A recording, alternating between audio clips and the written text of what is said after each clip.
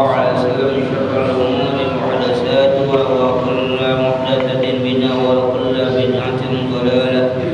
رب اشرح لي صدري ويسر لي أمري واحلل من لساني يفقهوا قولي. يا فتاح يا عليم يا رزاق يا كريم افتحنا قبور العارفين بجودك وكرمك يا أكرم الأكرمين. سبحانك لا علم لنا إلا ما علمتنا إنك أنت العليم الحكيم وتب علينا إنك أنت التواب الرحيم. بسم الله الرحمن الرحيم. قال المؤلف رحمه الله تعالى ونفعنا به وبعلومه بالدين آمين. باب وتعظيم حرمات المسلمين. وابي قال وعن جندب بن عبد الله رضي الله عنه قال قال رسول الله صلى الله عليه وسلم من صلى صلاة الصبح فهو في ذمة الله فلا يطلبنه الله من ذمته بشيء فإنه من يطلبه من ذمته بشيء يدركه ثم يكبه على وجهه في نار جهنم. رواه مسلم.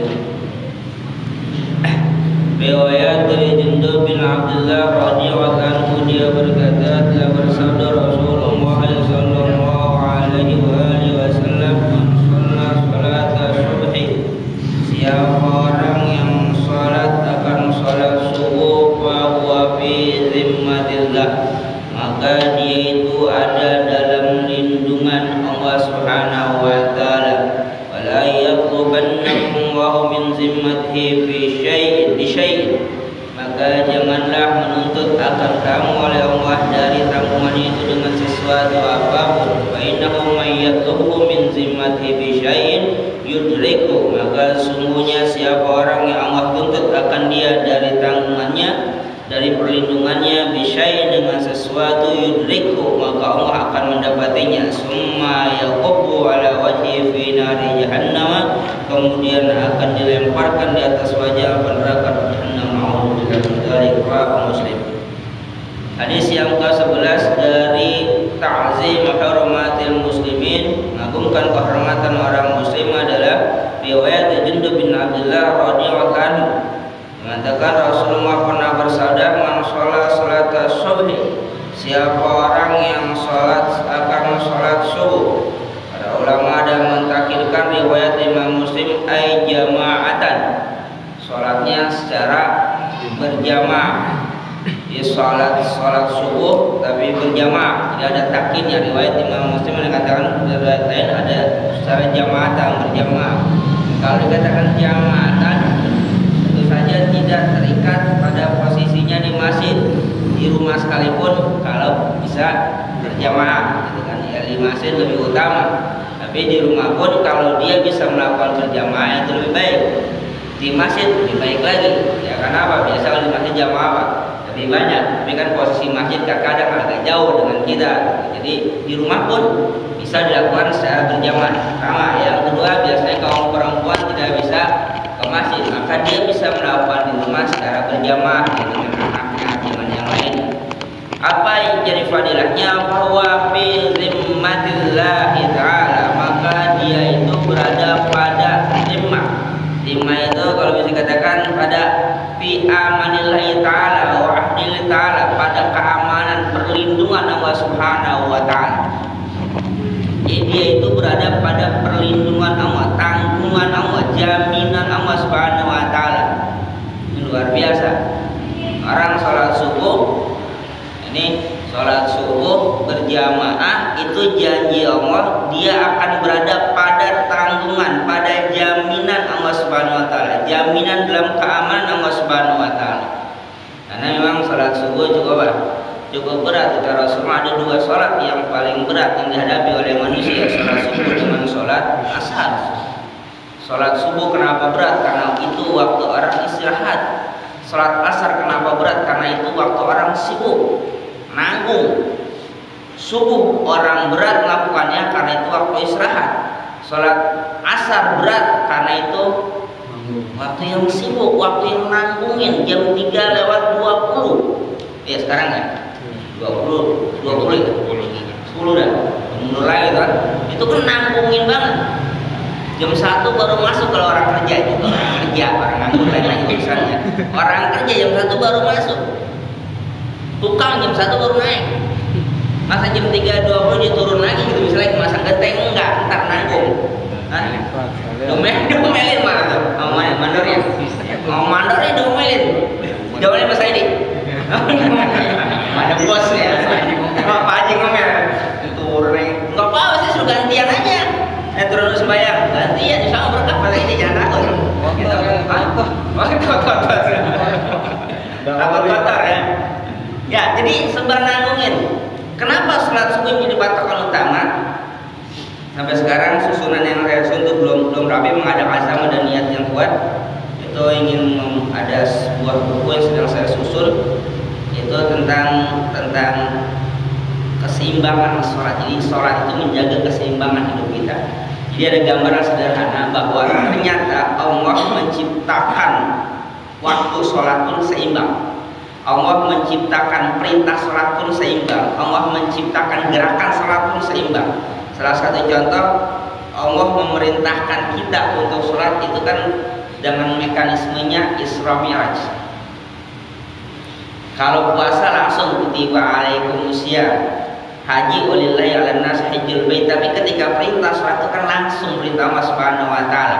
Tapi ketika Allah memerintah Nabi Muhammad untuk melakukan ibadah sholat, itu kan mekanismenya dari Isra dulu kan, baru Mi'raj, dari Masjidil Haram ke Masjidil Aqsa, baru ke Sidratil Muntaha Mi'raj.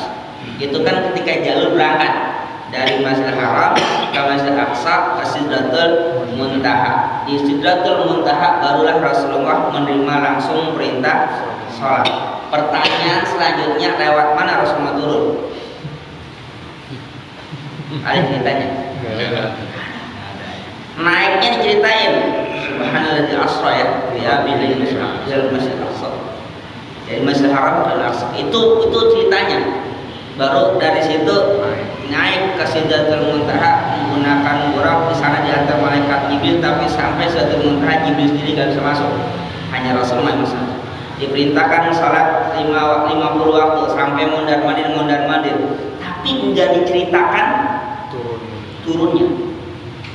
Lewat mana ke Aqsa lagi, lalu ke Masjidil Haram, apa langsung nibrak ke Masjidil Haram? Kan nggak diceritain. Kalau dicari kasus per kasusnya panjang. Tapi kalau kata Aisyah, riwayat dari Imam Bukhari katakan summa stayqaza, kata Aisyah, kemudian Rasulullah mendusin, masalah kayak gitu. Jadi seolah-olah seperti mimpi. Maka ada sebagian ulama kata Rasulullah dengan jasad apa dengan roh gitu kan. Itu urusan belakangan. Tapi yang jelas ketika kita melaksanakan ibadah sholat itu mekanismenya jelas. Ada perintahnya, maka Rasul mengatakan shollu kama ra'aitumuni usolli, sholatlah kamu sebagaimana kamu melihat aku sholat. Mekanismenya jelas, lihat kayak Nabi sholat gimana, itulah kita sholat. Tapi ketika kita sholat berhubungan dengan Subhanahu wa ta'ala, urusan efeknya, urusan akibatnya, urusan padilahnya, urusan Allah, nggak urusan kita. Dia mau turunnya bagaimana kayak urusan Allah gitu kan. Jadi orang sholat duha jaminan kayak belum tentu. Orang sholat hajat jaminan dia gol bisnisnya belum tentu. Itu urusan Allah. Yang penting sholat. Jadi mekanisme sholatnya itu jelas dari Haram ke Aqsa ke Sidratul Muntaha itu jelas ininya menujunya. Tapi giliran turunnya nggak dibilangin bagaimana cara turunnya.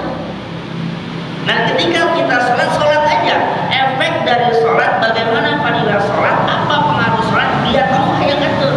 Kita jangan ngatur gitu kan. Kita mau sholat memang kata dia mengatakan pasta'inu bis-sabri was-sholat. Mohonlah kamu pertolongan dengan sabar dan sholat. Ya tapi bagaimana caranya biar Allah? Nah itu sholat. Dari perintahnya aja tuh udah begitu modelnya, udah nggak kayak yang lain. Nah, kenapa subuh menjadi berat? Karena kalau dilihat gambarannya ternyata dalam 24 jam sholat itu seimbang. Nah, subuh ini sholat yang nggak ada temennya, yang nggak ada gandanya. Dia sholat sendirian. Ada sholat subuh di jamaah? Nggak ada. Yang nggak ada sholat subuh. Bisa sholat subuh di kosor. Satu rakaat. Sholat subuh nggak ada yang dijama takdim, nggak dijama takdim. Sholat subuh tank harus pada waktunya. Sholat asar sama sholat zuhur bisa dijama kan? Bisa takhir, bisa takdim. Maghrib sama isya bisa dijama, takhir takdim. Tapi sholat subuh nggak ada yang jama. Dia harus dilaksanakan tank pada waktunya. Maka kalau kita gambarkan, kalau kita lihat jam dari 1 sampai 12, maka harmoni sholat itu. Jadi kalau kita lihat patokannya seperti ada dua, ada kayak palang merah itu, kayak palang. Kalau kita tarik garis dari angka 6 lempeng ke angka 12, di angka 6 itu ada sholat. Kalau dia di sore hari atau menjelang malam, maka ada sholat apa? Sholat maghrib malam dulu. Malam ada maghrib di jam 6. Kalau di waktu pagi ada isyraq. Nah, itu yang riwayatnya kalau orang setelah selesai sholat subuh dia nunggu sampai waktu isyraq, itu pahalanya umrahkan tamat. Itu pahalanya pahala umrah. Jadi kalau nggak punya duit buat umrah, habis bayang subuh jangan pulang sampai isyraq. Insya Allah pahalanya doang, tapi tetap lihat Ka'bahnya belum. Pahalanya doang pahala umrah.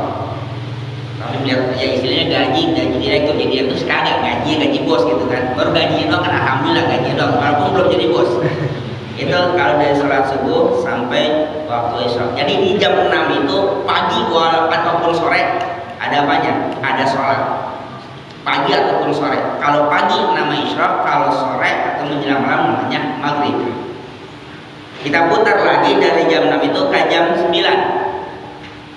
Di jam 9 kalau siang ada sholat apa itu? Duha. Malamnya pun ada sholat jam 9. Kata apa? Sholat isya. Makanya kalau yang namanya sholat isya afdolnya waktu pertama. Kita jam 9. Jadi afdol sholat isya itu bukan di awal waktu. Itu pun kalau di jam 9 itu berjamaah. Tapi kalau bisa jam 9 sendirian tapi di jam setengah 8 berjamaah, mendingan setengah 8. Kenapa? Jam 9 ketiduran. Yang Anda mendingan kabel asal bisa lewat. Nah, jam 9 itu kan makanya Rasulullah menekan jam 9 itu ada waktu atama. Nah, waktu itulah yang afdal untuk sholat isya. Makanya dimakruhkan kalau orang sholat isya sudah dilaksanakan, makruh untuk ngobrol-ngobrol. Habis sholat isya apa? Tidur. Ya kalau kita sholatnya setengah 8 mah tidur kesorean gitu kan. Tapi kalau jam 9 pantas kalau tidur. Jadi dimakruh hukumnya kalau habis sholat isya itu ngobrol nggak bermanfaat. Sama aja, lebih parah lagi. Nah, lebih parah lagi apalagi nontonnya, masya Allah gitu kan, parah lagi. Maka itu makruh. Nah kalau isya tidur. Jadi itu di